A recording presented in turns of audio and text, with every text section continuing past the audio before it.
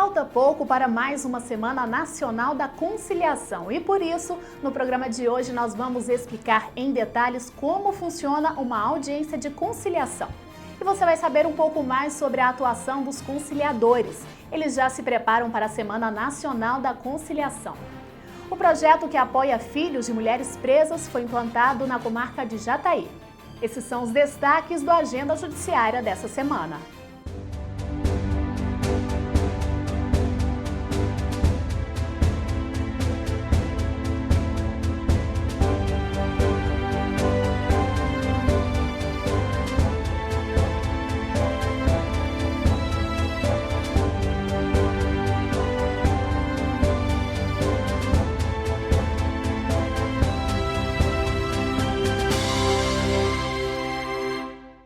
Na próxima segunda-feira, dia 23, o TJGO inicia mais uma Semana Nacional da Conciliação. Mas você já está por dentro de como são feitas as audiências de conciliação? Fique ligado agora que o repórter Giovanni Gomes explica tudo pra gente. Boa parte dessa pilha de processos não vai parar diretamente nas mãos de um magistrado. Quando um cidadão entra com ação na justiça, ele pode requerer a qualquer momento que o processo seja encaminhado para um centro judiciário de solução de conflitos e cidadania. Essa é a forma menos burocrática e mais pacífica de se chegar a um acordo. Ao ser levado ao centro, as partes são intimadas e comparecem ao local com data e horário agendado. No dia marcado, é realizado o pregão, que é o chamamento para a banca de audiência. A partir daí, a responsabilidade fica com o conciliador. A função do conciliador, quando o processo chega até nós, é esclarecer a função da conciliação, que é a função do conciliador intermediar as partes para que elas possam, então, juntas, a chegar na composição do conflito, a chegarem a um acordo. A maior dificuldade, normalmente, são quando as grandes empresas, elas já vêm com propostas prontas, muitas vezes já não suscetíveis a chegar a esse acordo. Então, a função do conciliador é tentar, então, intermediar isso, fazendo com que esses profissionais, então, possam tentar de alguma forma conciliar, possam tentar de alguma forma então estabelecer alguma proposta para aquele conflito que está sendo apresentado a nós. Para que a audiência possa ser confirmada, é necessário o comparecimento das duas partes. Em caso de acordo, o conciliador redige o termo e emite para o juiz coordenador do centro, que fará a homologação do processo.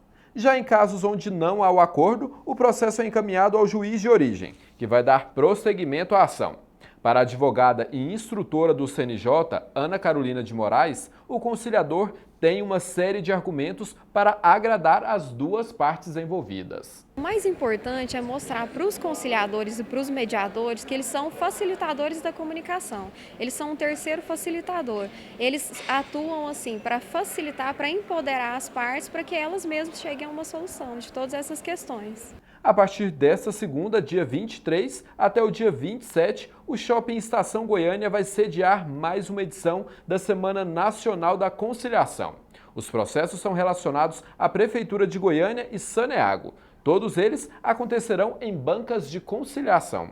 Vamos conferir agora as estatísticas divulgadas pelo Núcleo Permanente de Resolução de Conflitos sobre as audiências de conciliação realizadas no mês de outubro. As audiências realizadas nas comarcas do interior do estado somaram a arrecadação de mais de 8 milhões de reais. No total, foram realizadas 1.651 audiências, que resultaram em 1.181 acordos. Já na capital Goiânia, as estatísticas apontam que foram realizadas 491 audiências. O total de acordos foi de 312, um percentual de 63,5%. A arrecadação chegou a mais de 6 milhões de reais. Mais uma comarca aderiu ao projeto do TJGO que presta assistência a filhos de mulheres presas. Confira. Depois de Serranópolis, Jataí é a nova comarca a implantar o programa Amparando Filhos, que é voltado para o atendimento de filhos de mulheres presas, buscando aproximá-los das mães encarceradas, além de oferecer assistência psicológica e material. Essa jovem, que prefere não ser identificada, ficou presa por 7 meses em Serranópolis e agora cumpre prisão domiciliar. Ela recebeu a equipe de assistência social e viu sua casa ser transformada. Eu não esperava que ia ser isso tudo não, porque na situação que eu deixei a casa e hoje eu vi a situação que ela se encontra totalmente diferente, casa nova. A porta era quebrada, não tinha vidro nos vitrô, O telhado era todo quebrado, trocaram o telhado, a parede aqui assim não era rebocada, eles rebocaram, pintaram, então mudou tudo. O quintal era cheio de entulho, tiraram tudo, ficou limpinho. Ao avaliar a iniciativa, o juiz Fernando Chacha frisou que com apenas um mês de implantação do Amparando Filhos, o resultado superou as expectativas. Segundo ele, relatos dos participantes apontam que famílias atendidas estão com amparo integral e gerindo melhor a vida das crianças e adolescentes. Estamos muito contentes. É motivo de muita satisfação para nós ter essa adesão em um curto período de tempo. O projeto não cria nada, ele só articula situações já existentes. A exemplo, a rede de proteção, a exemplo, a sociedade civil organizada e o Poder Judiciário e o Ministério Público. Todos esses órgãos já se encontram instalados nos seus diversos ramos, nos seus diversos locais. Bastava tão somente uma articulação mais apurada. É isso que nós estamos fazendo, articular. Os grandes protagonistas da relação toda chamam-se Sociedade Civil Organizada e Rede de Proteção. Ao saber do sucesso do programa na cidade vizinha, o juiz Sérgio Brito fez questão de levar a iniciativa para Jataí. Para ele, é muito importante fortalecer o vínculo entre mãe e filho. É um projeto de caráter muito humanístico, interessantíssimo e que realmente ele traz uma melhora para a sociedade de um modo geral e especialmente para a comunidade carcerária feminina. Porque as que são mães, com o encarceramento delas, há um rompimento do vínculo materno entre mãe e filhos. E esse vínculo, nós procuramos resgatar esse vínculo, manter, fortalecer, inclusive dando suporte psicológico, social, pedagógico para essas crianças e para a mãe também. E isso contribui não só para a criança, para que evita que ela entre para o mundo do crime, como também facilita para que a mãe tenha interesse em o quanto antes ressocializar para voltar ao convívio com seus entes queridos. Em menos de um mês, o programa já ganhou até uma cartilha explicativa. Agora o Amparando Filhos faz parte do portfólio de projetos do Núcleo de Responsabilidade Social e Ambiental do Judiciário Goiano e é vinculado à Meta 1 do Plano de Gestão 2015-2017 do Tribunal de Justiça do Estado de Goiás, que visa realizar 10 ações para ampliar o acesso à justiça em todo o estado. O desembargador Luiz Eduardo ressaltou que o sucesso do programa demonstra o engajamento da sociedade. A gente tem percebido que a comunidade, a sociedade de modo geral, está muito engajada nesses tipos de projetos, principalmente esse, que eu vejo que não é um projeto só meramente social. Para mim, na minha ótica, ele é eminentemente um projeto de amor, que nós estamos sensibilizando a todos. Porque quando você ampara um filho de uma mulher que está penada ou encarcerada, você está não só cuidando, salvando uma criança, mas você está também salvando famílias, etc., que vão produzir bons frutos no futuro. Acompanhe agora algumas decisões tomadas pelo Judiciário Goiano nos últimos dias. Reportagem jornalística que não foi publicada não pode ser censurada. O juiz plantonista Wilson Ferreira Ribeiro indeferiu o pedido de um cirurgião que buscava proibir que a imprensa publicasse notícias sobre a morte de uma paciente após uma hidrolipoaspiração. O magistrado considerou que a Justiça não pode proibir veiculação de notícia que ainda não foi publicada, sob perigo de censura prévia. Pais de criança morta em cerca energizada serão indenizados. A 6ª Câmara Civil seguiu o voto da relatora, a desembargadora Sandra Regina Teodoro Reis, e condenou a CELG a pagar R$ 155 mil aos pais da criança. Consta nos autos que o garoto morreu após encostar em uma cerca de arame que estava energizada em decorrência de um cabo da rede de energia solto sobre a cerca. Hospital e médico terão que indenizar mulher que ficou grávida após laqueadura. O relator do processo, o desembargador Itamar de Lima, considerou que o hospital e o médico não apresentaram documentos que comprovassem que a mulher foi devidamente informada sobre os riscos da possibilidade de nova gestação, mesmo após o procedimento. Ela deverá ser indenizada em R$ 10 mil por danos morais.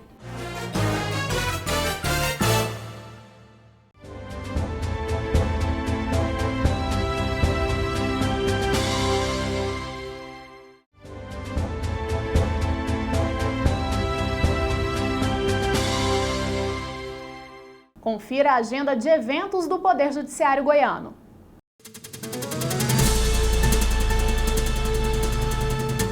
O Tribunal de Justiça de Goiás convida para a Semana Nacional de Conciliação, entre 23 e 27 de novembro. Na capital, o evento será no Shopping Estação Goiânia. Poderão ser negociados, independentemente de intimação ou processo, débitos com a Prefeitura e com a Saneago. Em Aparecida de Goiânia, a negociação de dívidas com o município ocorre no Fórum Central. Mais informações pelo telefone 3216-2000. Acontece na próxima semana em Brasília o 9º Encontro Nacional do Poder Judiciário. O evento é promovido pelo Conselho Nacional de Justiça. Na ocasião, os 91 tribunais do país vão estabelecer metas do Judiciário para 2016.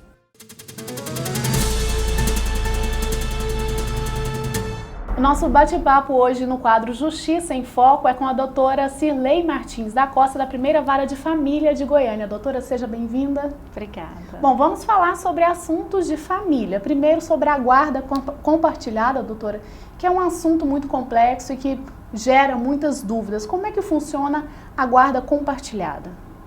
A guarda compartilhada já estava prevista na legislação, mesmo antes dessa alteração que houve no final do ano passado.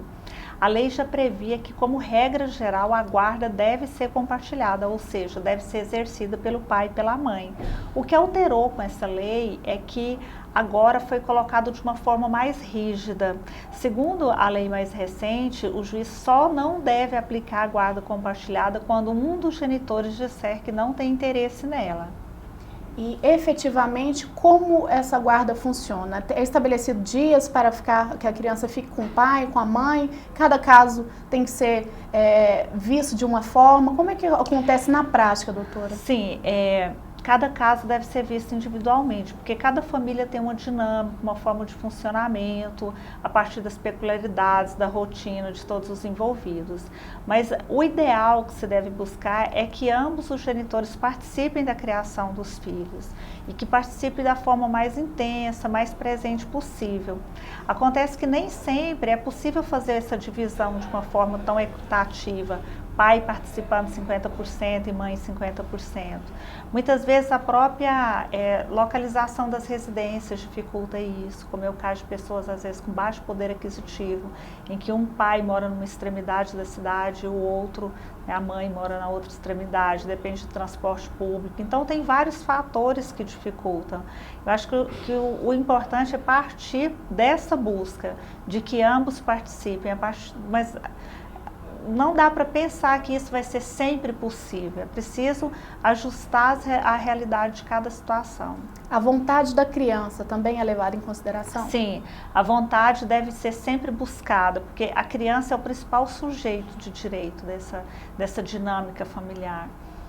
E como buscar, como entender qual é a vontade da criança? Nós procuramos fazer perícias, sociopsicológica com um profissional da área da psicologia que quase sempre tem mais capacidade de aferir isso do que os profissionais da área do direito.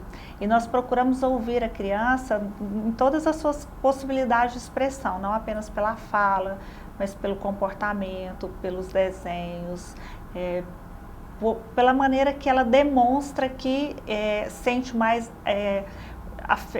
recebendo afeto, recebendo segurança, tudo isso é verificado. Certo, a gente sabe que uma separação de pai e mãe interfere, ocasiona muitos problemas, principalmente para a criança, como a senhora disse, e é importante ver o lado da criança. Um desses problemas é a alienação parental, doutora Cirlei. Explica para a gente no que consiste esse problema. Então, na verdade, hoje há quase um consenso entre os profissionais da área da psicologia de que o que traz problema para os filhos não é a separação em si. A separação em si, ela costuma trazer uma transformação de rotina, uma alteração de hábitos que tende a consolidar, muitas vezes em um período até curto, dependendo da realidade do casal. O que traz realmente o trauma para a criança é os pais permanecerem naquela situação de conflito. E o trauma se agrava mais ainda quando a própria criança passa a ser o objeto de conflito. E é o que acontece no caso da alienação parental. O conflito entre o pai e a mãe fica tão severo que eles começam a disputar a criança.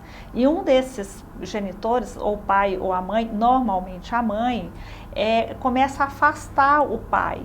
E para isso ela faz uma produção de falsas memórias na criança, de modo que ela acredita que o pai que está sendo afastado é um monstro, é uma pessoa em que ela não deve confiar, é uma pessoa malvada.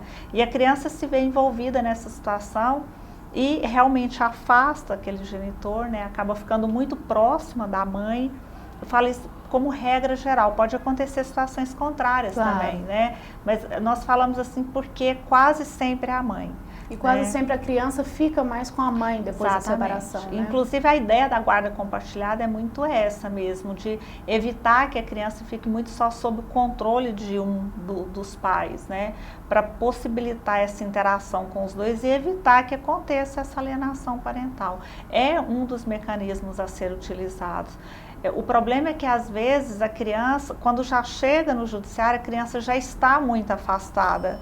E é muito difícil trazê-la de novo para esse genitor, porque ela realmente acredita que ele não é bom para ela, né? E a lei prevê possibilidade de se penalizar o genitor que promoveu esse afastamento. Ocorre que essas penalidades muitas vezes recaem sobre a própria criança, como por exemplo, você afastar o guardião que fez a alienação, mas muitas vezes a criança só confia nele, então vai sofrer ainda mais. Vai sofrer ainda mais. Até esse afastamento tem que ser feito de uma forma muito cuidadosa, com observância do momento da criança, se ela já está preparada para isso.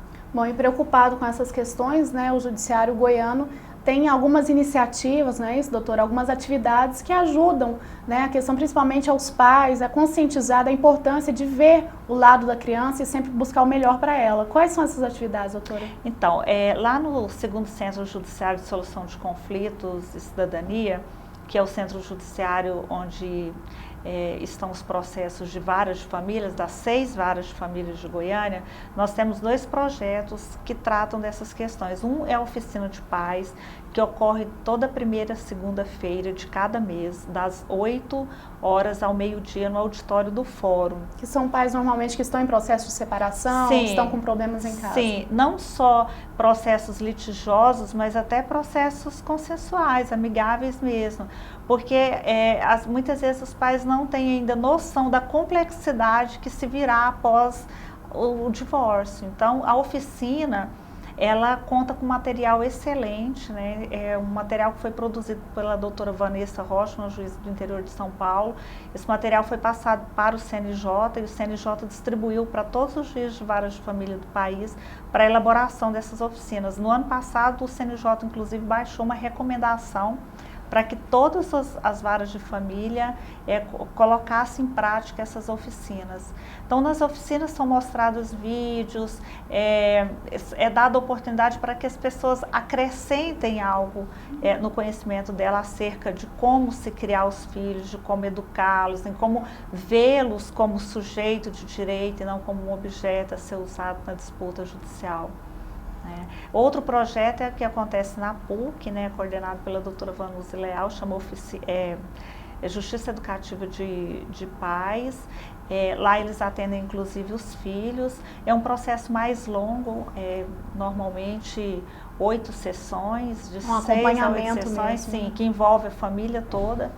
Ele é feito por orientandas do mestrado e de especialização em áreas de família, então assim, o nível dos profissionais é muito bom e nós encaminhamos para lá aquelas questões mais complexas, que às vezes só a oficina não é suficiente, então nós temos essas alternativas, né, para tentar melhorar essa dinâmica familiar de modo a trazer menos prejuízo para as crianças. Tá certo, doutora, parabéns pelo trabalho, obrigada por ter participado aqui com a gente. Eu que agradeço. Tá certo, esse foi o Justiça em Foco de hoje, até o próximo. E a seguir, presidente do TJGO recebeu a visita do prefeito de Goiânia para anúncios sobre os precatórios.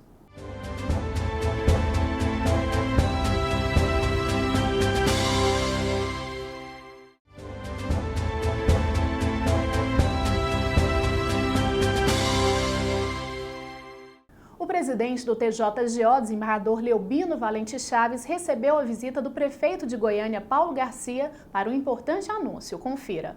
Durante o encontro, o presidente recebeu o comunicado de que a prefeitura realizará o repasse de aproximadamente 24 milhões de reais para o pagamento de precatórios municipais. O valor se refere aos exercícios de 2008 a 2015. Os precatórios são uma espécie de título expedido pelo Judiciário para cobrar do poder público o pagamento de valores resultantes de condenações judiciais. O objetivo da Prefeitura de Goiânia é zerar esse tipo de passivo. O pagamento será feito de forma integral e os credores serão notificados até a próxima semana.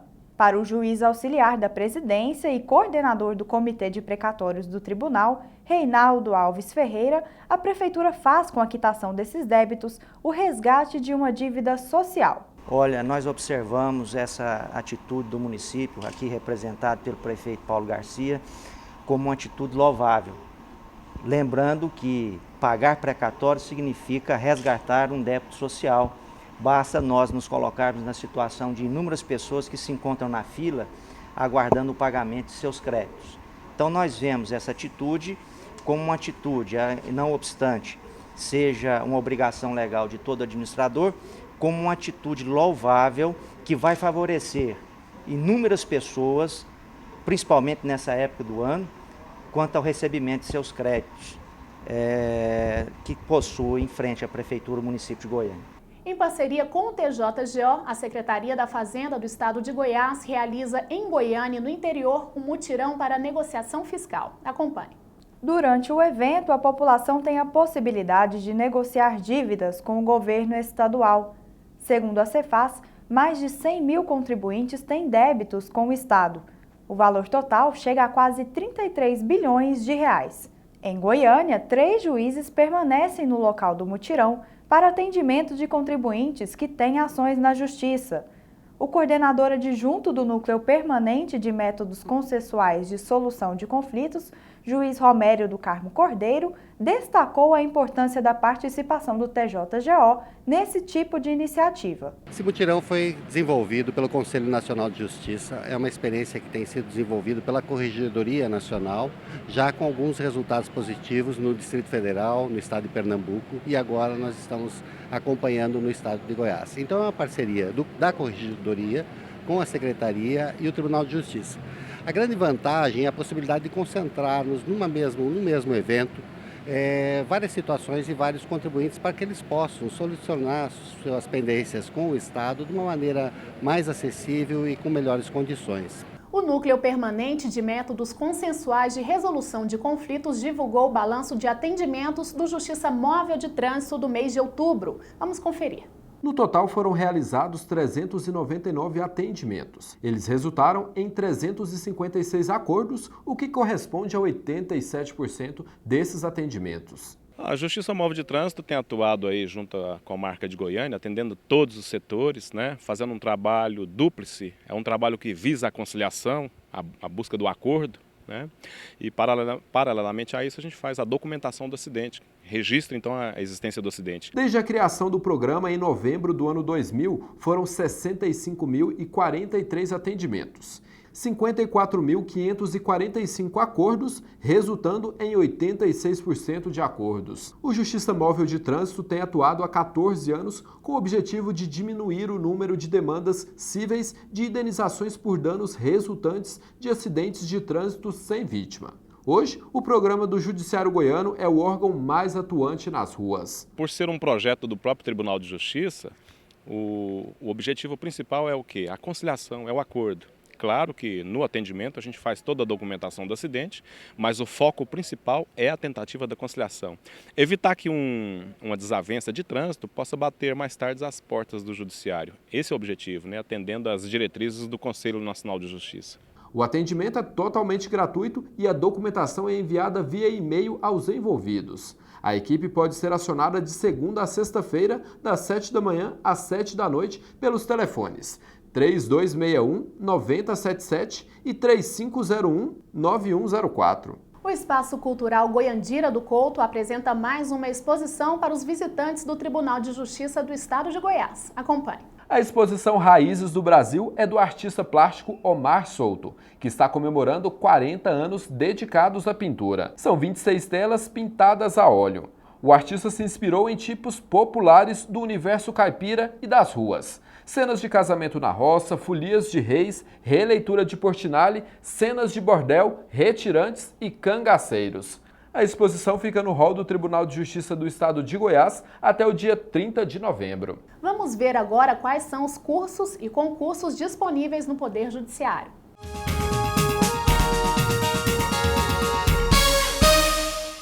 A ESMEG realiza curso para profissionais que desejam atuar como peritos e assistente técnicos em ações judiciais. As aulas vão informar sobre as mudanças na produção da prova pericial no novo Código do Processo Civil. O curso será ministrado pelo juiz titular do 2º Juizado Especial Civil da Comarca de Goiânia, Aldo Guilherme Sabino de Freitas. O Tribunal de Justiça do Distrito Federal tem concurso aberto para juiz substituto. Estão disponíveis 71 vagas com salário de R$ 23.997. A inscrição vai até dia 24 de novembro. O Tribunal de Justiça do Rio Grande do Sul também tem seleção aberta para juiz substituto. As inscrições podem ser feitas até o dia 30 de novembro. O salário chega a R$ 22.213. Também está aberto o concurso público para preenchimento de cargos de auxiliar e assistente judiciário no Tribunal de Justiça do Amazonas. O salário é de até R$ 3.907 e benefícios. A inscrição é até dia 3 de dezembro. O Tribunal Regional do Trabalho da 14ª Região, que atua em Rondônia e Acre, divulgou o edital para o concurso público para técnico e analista judiciário. A remuneração acrescida de gratificação pode chegar a R$ 10.425. A inscrição vai até dia 14 de dezembro.